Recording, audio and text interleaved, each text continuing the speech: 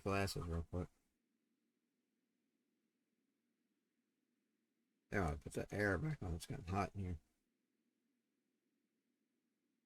Oh, wait a minute. I don't know how long I'll be on. I don't want to taste of stirring some money.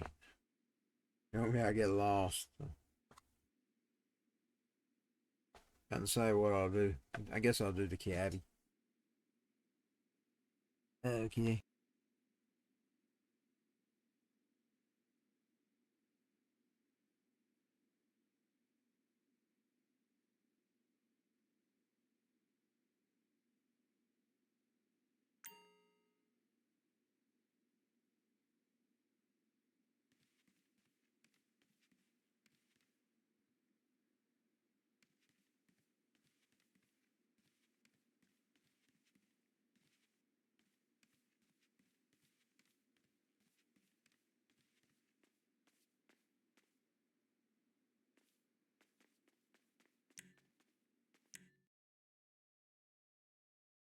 I'm gonna be late.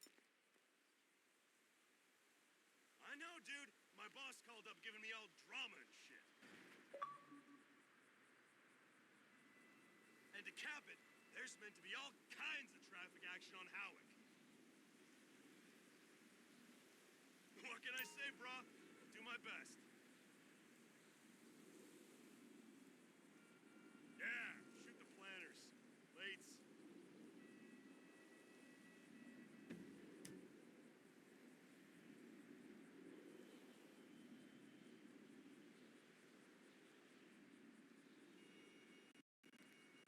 Mindful, right?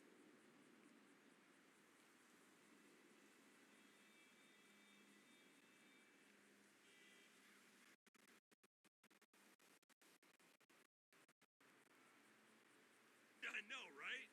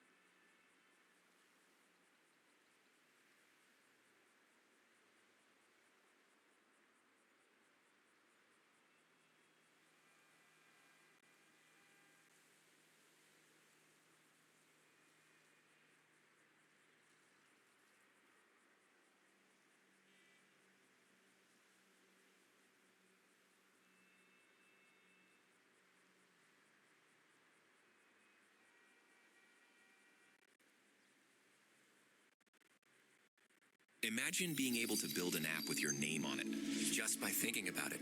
Meet Base 44, a complete AI creation platform. Describe what you want, and watch it take shape. You can plan, customize, and expand in any direction. From tools built for one, to platforms ready for many. From passion projects to enterprise-grade systems. Everything is built in and ready to launch. It's a new world of creation, where you can go as far as your imagination takes you. Can you imagine it? Let's make your dream a reality, right now.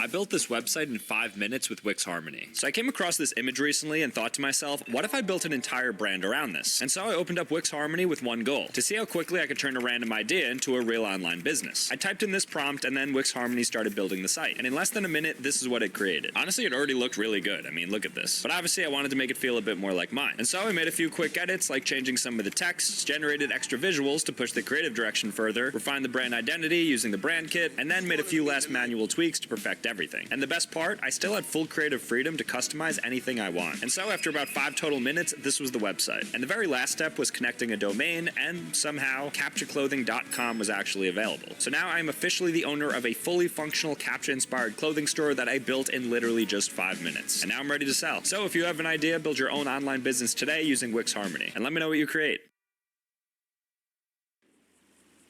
I've got someone for you.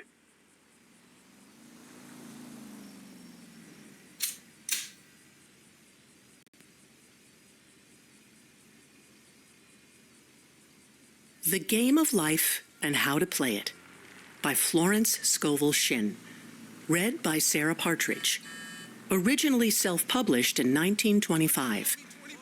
This recording is a production of the Master Key Society. Copyright 2021, Master Key Society. Chapter 1. The Game. Most people consider life a battle, but it is not a battle. It is a game. It is a game, however, which cannot be played successfully without the knowledge of spiritual law, and the Old and New Testaments give the rules of the game with wonderful clearness. Jesus Christ taught that it was a great game of giving and receiving. Whatsoever a man soweth, that shall he also reap. This means that whatever man sends out in word or deed will return to him. What he gives, he will receive. If he gives hate, he will receive hate. If he gives love, he will receive love. If he gives criticism, he will receive criticism. If he lies, he will be lied to. If he cheats, he will be cheated. We are taught also that the imaging faculty plays a leading part in the game of life. Keep thy heart, or imagination, with all diligence, for out of it are the issues of life. Proverbs 4:23. This means that what man images sooner or later externalizes in his affairs. I know of a man who feared a certain disease. It was a very rare disease and difficult to get, but he pictured it continually and read about it until it manifested in his body, and he died, the victim of distorted imagination. So we see, to play successfully the game of life, we must train the imaging faculty. A person with an imaging faculty trained to image only good brings into his life every righteous desire of his heart: health, wealth, love, friends, perfect self-expression, his highest ideals. The imagination has been called the scissors of the mind, and it is ever cutting day by day the pictures man sees there, and sooner or later he meets his own creations in his outer world. To train the imagination successfully, man must understand the workings of his mind. The Greeks said, "Know thyself." There are 3 departments of the mind: the subconscious, conscious, and superconscious. The subconscious is simply power without direction. It is like steam or electricity, and it does what it is directed to do. It has no power of induction. Whatever man feels deeply or images clearly is impressed upon the subconscious mind and carried out in minutest detail. For example, a woman I know, when a child, always made believe she was a widow. She dressed up in black clothes and wore a long black veil, and people thought she was very clever and amusing. She grew up and married a man with whom she was deeply in love. In a short time, he died, and she wore black and a sweeping veil for many years. The picture of herself as a widow was impressed upon the subconscious mind, and in due time worked itself out, regardless of the havoc created. The conscious mind has been called mortal or carnal mind. It is the human mind and sees life as it appears to be. It sees death, disaster, sickness, poverty, and limitation of every kind, and it impresses the subconscious. The superconscious mind is the God mind within each man, and is the realm of perfect ideas. In it is the perfect pattern spoken of by Plato, the divine design, for there is a divine design for each person. There is a place that you are to fill and no one else can fill, something you are to do which no one else can do. There is a perfect picture of this in the superconscious mind. It usually flashes across the conscious as an unattainable ideal, something too good to be true. In reality, it is man's true destiny or destination flashed to him from the infinite intelligence which is within himself. Many people, however, are in ignorance of their true destinies and are striving for things and situations which do not belong to them and would only bring failure and dissatisfaction if attained. Excuse me, sir, how old were you when you made your first million? What is this for? We're trying to get advice for the younger generation. I made my first million last year, actually. What line of work are you in? I'm in sales. Okay, what's the best advice you can give someone that's in sales? You're only as good as your sales reps and your CRM. What CRM do you use? We used to use one of the old legacy CRMs, but it just didn't give us the speed and agility that we needed. But then we switched to Monday CRM and sales started flying. Why is the CRM so important? Well, no specific CRM can make you a millionaire, but if you want to move fast in today's world, you need a CRM that doesn't hold you back. Monday CRM propels you forward. Instead of spending time messing around with old systems, you can invest in relationships, in cultivating leads, and in closing deals. One last piece of advice for our viewers. Make sure you have the right tools for your journey. If not, stop now, find the right CRM. For me, that's Monday CRM. Then move forward and nothing can stop you.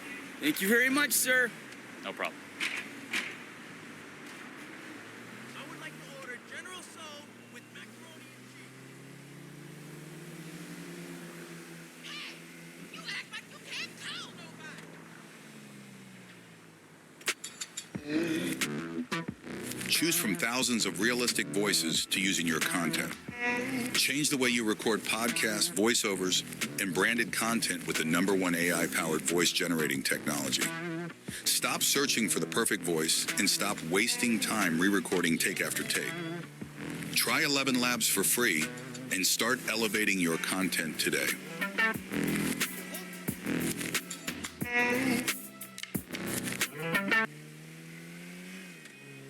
harshing my mellow, you asshole. For example, a woman came to me and asked me to speak the word that she would marry a certain man with whom she was very much in love. She called him AB. I replied that this would be a violation of spiritual law, but that I would speak the word for the right man, the divine selection, the man who belonged to her by divine right. I added, if AB is the right man, you can't lose him, and if he isn't, you will receive his equivalent. She saw AB frequently, but no headway was made in their friendship.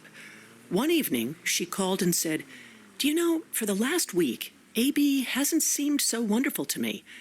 I replied, "Maybe he is not the divine selection. Another man may be the right one."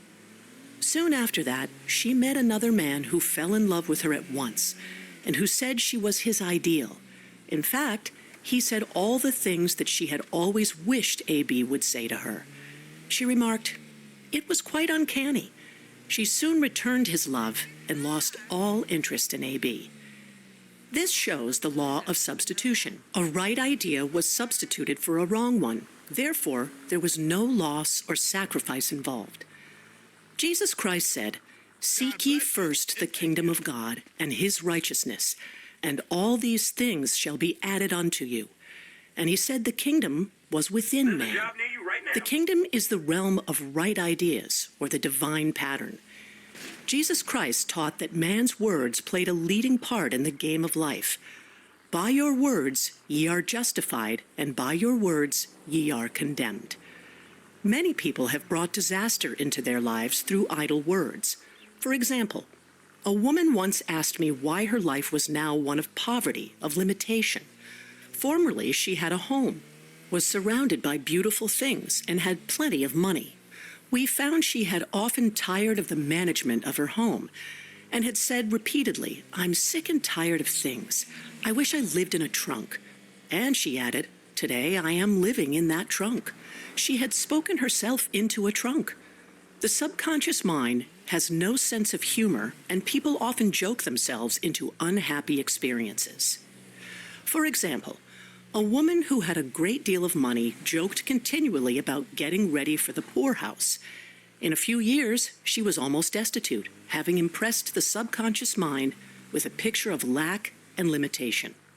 Fortunately, the law works both ways, and a situation of lack may be changed to one of plenty. For example, a woman came to me one hot summer's day for a treatment for prosperity. She was worn out, dejected, and discouraged. She said she possessed just $8 in the world. I said, good, we'll bless the $8 and multiply them as Jesus Christ multiplied the loaves and the fishes.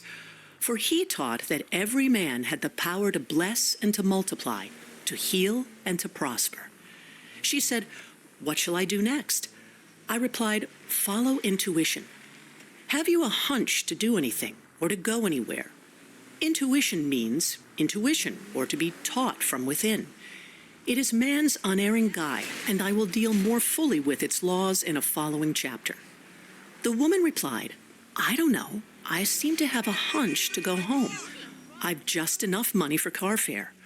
Her home was in a distant city and was one of lack and limitation, and the reasoning mind or intellect would have said, stay in New York and get work and make some money. I replied, then go home. Never violate a hunch. I spoke the following words for her. Infinite Spirit, open the way for great abundance. She is an irresistible magnet for all that belongs to her by divine right. I told her to repeat it continually also. She left for home immediately. In calling on a woman one day, she linked up with an old friend of her family. Through this friend, she received thousands of dollars in a most miraculous way. She has said to me often, tell people about the woman who came to you with $8 and a hunch. There is always plenty on man's pathway, but it can only be brought into manifestation through desire, faith, or the spoken word. Jesus Christ brought out clearly that man must make the first move. Ask, and it shall be given you. Seek, and ye shall find. Knock, and it shall be opened unto you. Matthew 7:7. In the Scriptures we read, concerning the works of my hands, command ye me. Infinite intelligence, Start dozing off, so I'm God, about to get off. I'll is see y'all ever later. ready to Y'all have a carry good out man's smallest or greatest demands,